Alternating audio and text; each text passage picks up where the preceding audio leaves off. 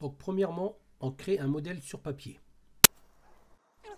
Une fois ce modèle créé, on le découpe et on le reproduit sur une tôle à l'aide d'un feutre pour permettre une meilleure découpe et une meilleure lecture.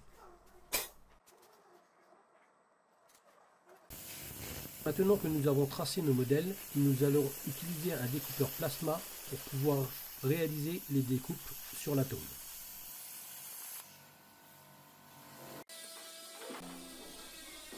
Une fois découpé, nous allons utiliser un feutre pour marquer la position des perçages. Puis nous utilisons un pointeau pour marquer la pièce et qui servira de guide au forêt.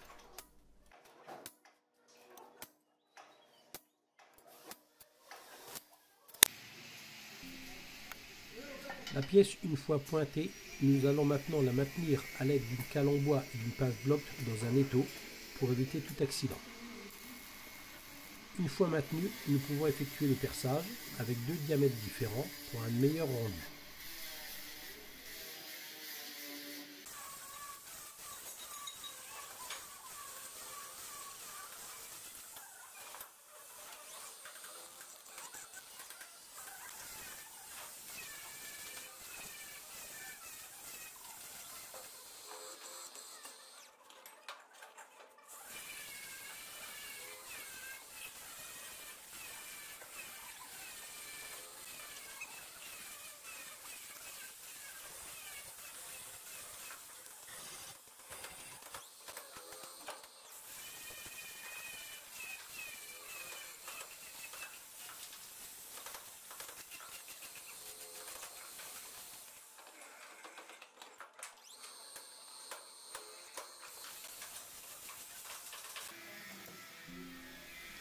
Maintenant que le perçage est terminé, nous allons tracer la position des encoches en partie haute et basse du sapin à l'aide d'une pointe ratacée puis d'un marqueur.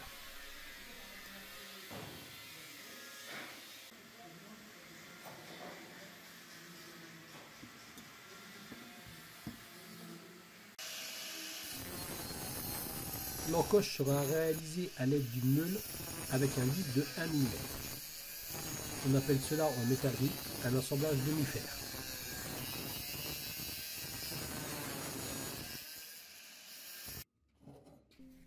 Maintenant que nous avons réalisé tous les usinages, nous pouvons les emboîter.